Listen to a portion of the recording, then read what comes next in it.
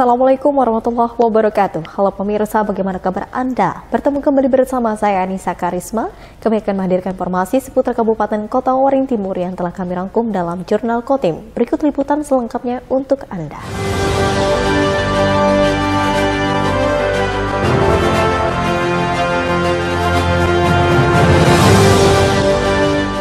Pemirsa, seiring dengan hujan deras yang belakangan kerap terjadi membuat ketinggian banjir yang melanda sejumlah wilayah di utara Kota Waring Timur terus bertambah. Salah satu wilayah terdampak adalah Desa Palangan, Kecamatan Kota Besi. Desa Palangan, Kecamatan Kota Besi merupakan satu dari 31 desa di 5 kecamatan di wilayah utara Kota Waringin Timur yang hingga Minggu 23 Oktober terendam banjir. Bahkan akibat diguyur hujan deras dengan waktu lama dalam 2 hari terakhir, membuat kondisi banjir yang melanda desa di bantaran Sungai Mentaya itu semakin parah. Di beberapa titik di dataran rendah, ketinggian banjir yang melanda desa Palangan ada yang mencapai hingga 2 meter. Meski rata-rata rumah warga berbentuk panggung, namun tingginya banjir membuat sebagian besar rumah warga ikut terendam. Banjir yang melanda Desa Palangan disebut sebagai banjir terparah sejak 16 tahun terakhir. Akibat musibah banjir membuat aktivitas warga yang kebanyakan berprofesi sebagai petani dan pekebun menjadi lumpuh total. Yang terparah dari tahun 2006 kalau tidak salah. Di 2006 pernah banjir seperti ini dan di 2022 ini sama.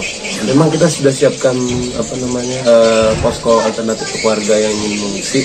Hanya saja memang warga masih bertahan di rumah mereka masing-masing dengan membangun semacam bahasa itu katil ya, tempat mereka bisa lebih tinggi supaya tidak tergenang air. Aktivitas hampir warga memang hampir sudah tidak bisa melakukan aktivitas khususnya perekonomian ya, karena seluruh kebun dan tempat mereka berladang itu sudah tidak bisa diusahakan lagi. Bantuan kita sudah koordinasi dengan dinas sosial ya, karena kita sudah lapor melalui camat. Ya, mudah-mudahan dalam waktu singkat datang. Karena banjir yang melanda Kota Waringin Timur belum juga berakhir, maka status tanggap darurat bencana sejak 12 September lalu masih berlangsung dan akan terus diperpanjang hingga nantinya banjir benar-benar surut.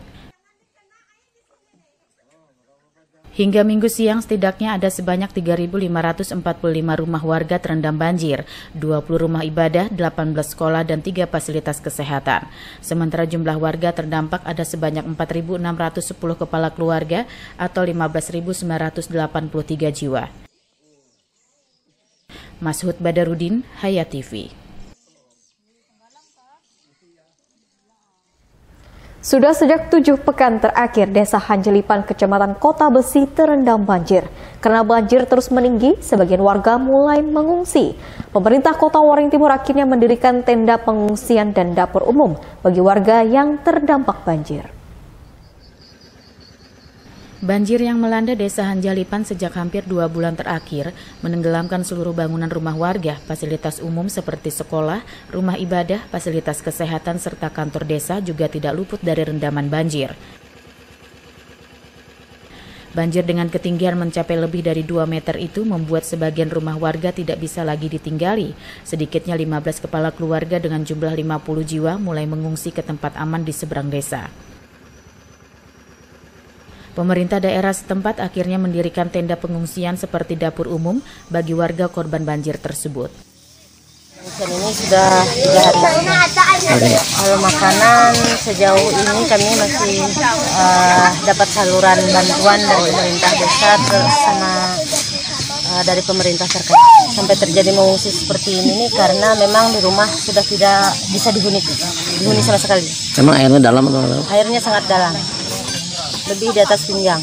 Berarti ada 2 meteran langsung dari tanah. Kalau dari tanah lebih dari 2 meter. Kalau banjirnya sudah 1,5 bulan lebih, malah hampir 2 bulan sudah.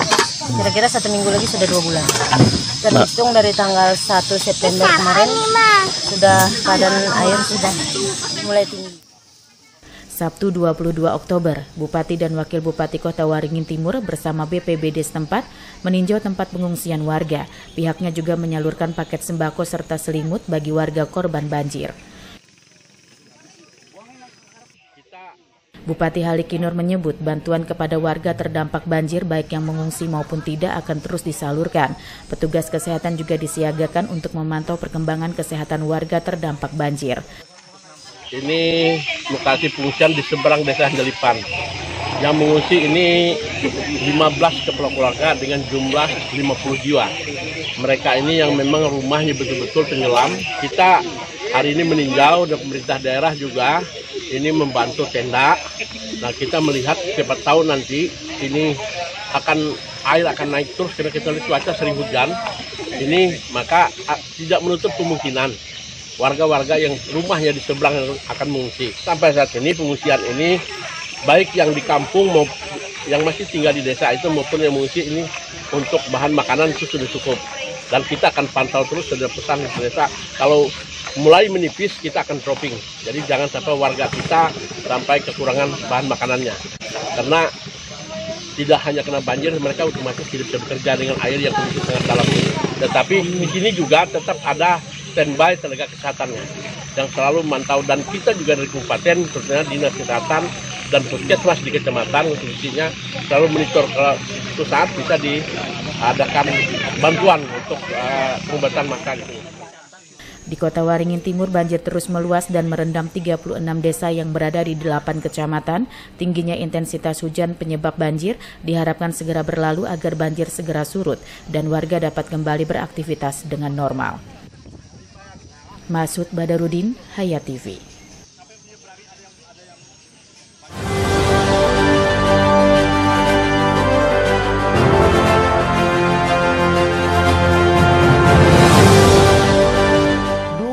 TV di rumah Inyong cuma jadi pajangan. Lah kepriben punya TV gambar nggak bisa ditonton. Beruat sampai ganti TV, ganti kabel, ganti antena, pindah tempat. Tetap baik, beruat. Maring sekarang sejak Inyong pakai TV digital, di rumah Inyong jadi rame terus. Gambar TV nggak semutan, suara jernih, celing. Pasangnya gampang, nggak pakai ribet. Ayo pakai TV digital aja, kelalen pasti celing.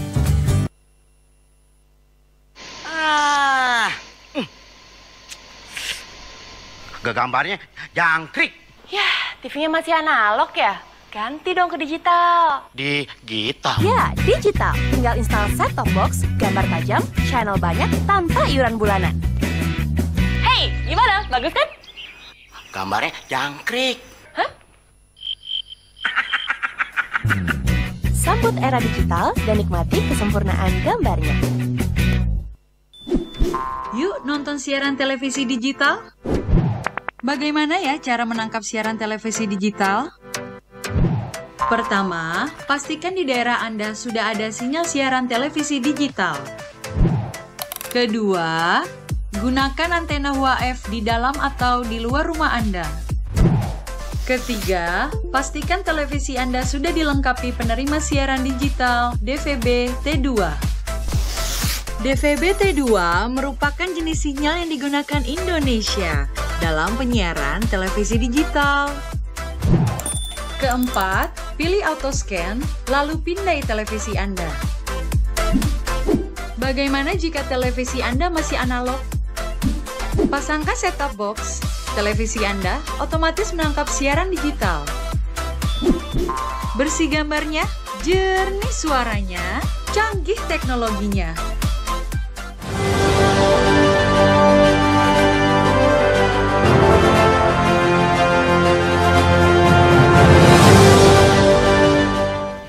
Pemirsa, lagi-lagi diduga sang sopir mengantuk saat mengemudi.